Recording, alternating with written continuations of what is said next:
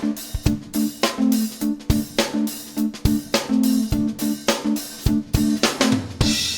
morning to you, welcome. It's Monday morning, and this story was going around at the weekend.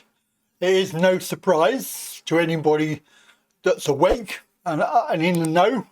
If you are one of those, you would have heard this many times. It's part of the NWO plan, the Agenda 2050, etc. The plan that was, I made a video about 2.5 years ago about this. This is lockdowns. This is preventing you from going outside your own area. This is a dystopian idea, very communistic, and in the name of climate change. Yeah, so we have that climate change a scam that's going on, because I have to say it, because a lot of people out there, professionals who are in the know, including David Bellamy, who obviously is no longer with us, but he was a great believer from the evidence that the climate is not changing in the same way that they are telling you. Yes, the climate changes. Yes, it's natural changes. CO2, which is what they're claiming is a problem, we need that. We need it for plants to grow and trees. We exhale CO2. They take it and they provide oxygen. So instead of cutting down trees, maybe they should plant more trees and stop the deforestation that's going on in the Amazon and wherever else. Because they're still chopping down trees. You may not have heard about it, but they are. The planet can look after itself. We are insignificant beings. So this trial has got nothing to do with climate change. It's more about dystopian NWO plan, the Agenda 2050 that nobody wants. So I do ask you to open up your eyes, go and do some proper research. Don't use Google. Don't rely on BBC to inform you about what's going on, because they are lying, all right? They are well-known liars. So this is a neighbourhood thing that they want you to have. So you will be living in a 15-minute city, so that you're basically 15 minutes from anywhere, walking or public transport. There will be no cars, you will not be able to drive. And certainly Oxford has already been doing that for many years. They prevent you from driving in town. They make it exceedingly difficult to have a car in Oxford.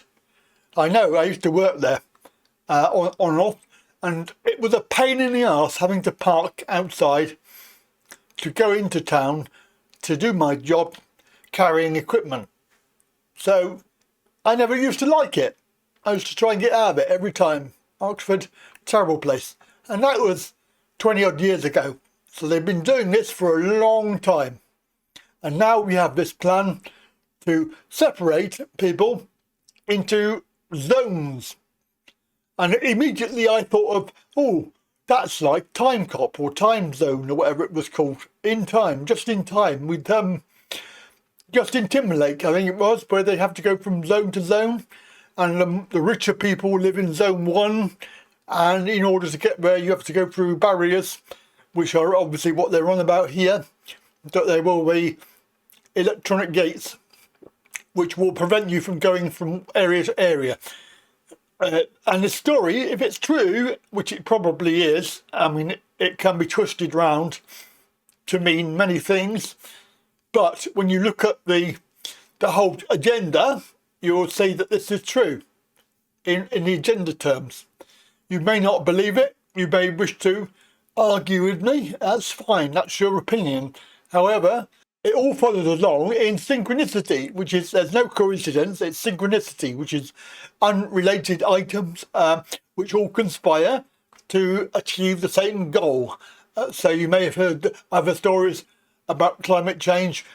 Climate change is just the carrier for the agenda. Obviously, we've had COVID. That was the agenda to bring in the dystopian lockdowns and getting people used to it, training you into thinking that lockdown is good.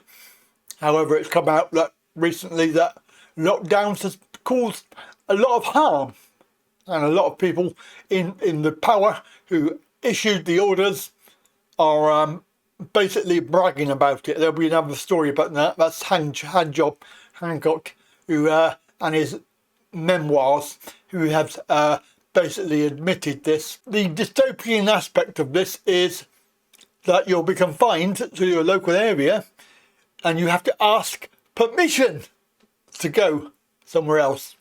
So just think, if you work in area 1 and you live in area 3 every day, you're going to have to ask permission to go to work, basically.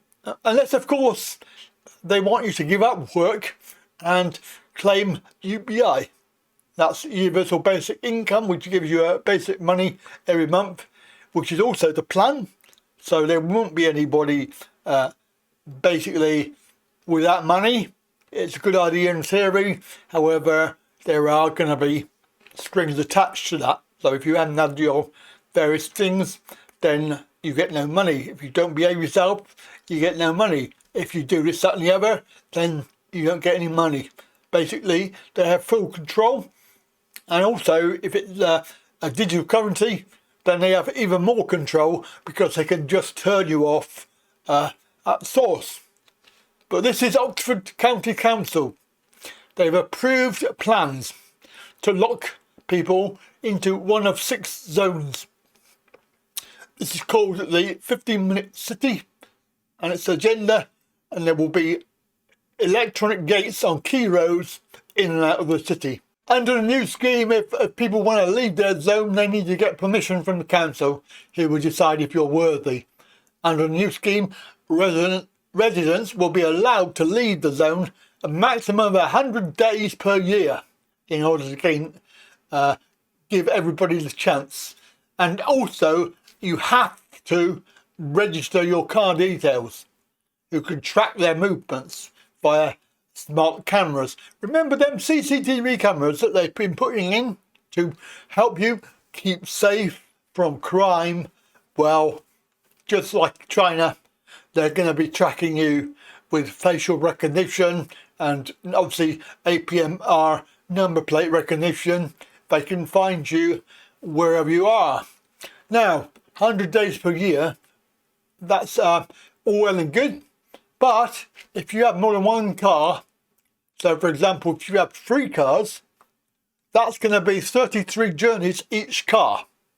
Well, 33.3. So you don't get 100 days per car. And also, I love to comment that you have to register your car. You have to do it. There's nothing in life that you have to do. You do not have to comply with any diktat that you receive from anybody in authority. It is a voluntary thing that you comply with any instruction that you get. It's all about contracts and contract law and contracts, and I've made a video about it which you can watch. So it's all about contract and contract law. So there is no requirement. It's only contracted if you agree to it. So if you go and register your car, then you are signing your own warrant for this because you are agreeing to comply. What are they going to do if nobody registers their car? What are they going to do if nobody takes a blind bit of notice of this? Unfortunately, there are actually more people out there than there are people in authority. And remember, people doing the job are also human beings who will have to drive their cars around and get around. So they're not going to comply once they see that this has gone global. All right? So, under new rules, your social life will become irrelevant. So they can dictate how many times per year you can go out and see friends and family, go out to various things. And what they're saying is that there will be gates which they can activate or not activate. And of course, the other story that I did 2.5 years ago, it sees the military people on the streets for the time being, so that they can have the military in charge of who goes where with roadblocks. This was predicted, well, 2.5 years ago, and it's finally now coming into play. Now, there will be permits, penalties, and even more surveillance.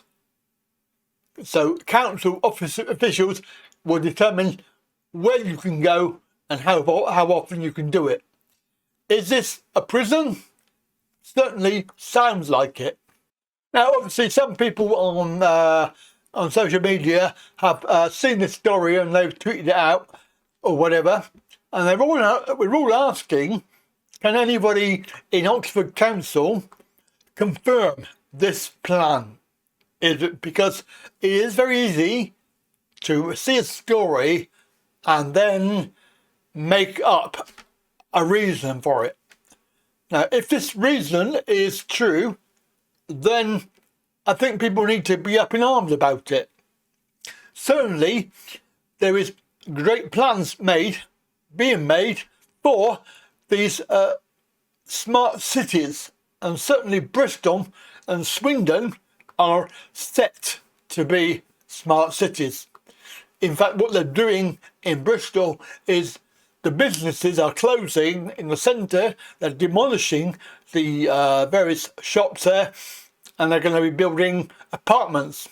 So you will live in the city, you will live in boxes. You will have a 15-minute zone where you travel to shops, work, everything else, entertainment. There will be within that time frame, which is stupid where I live, because you have to drive 6 to 8 miles to get to the nearest place, and there is nothing literally around where I live. So that's not going to work everywhere. I don't know what they're going to expect you to do. Maybe they're going to expect you to move. And of course, you know, that implication is being forced to move out of your place. Obviously, when they crash the market and people can't afford to pay for their mortgage. And then, of course, we've got the whole UBI thing in the pipeline coming up, and the COVID passes that they're doing for travel. Remember, it's for travel at the moment, but that can be extended down to, obviously, social events and social places. I do appreciate that they have tried that already, but of course they didn't have the control to back that up. People could just boycott it or just ignore it.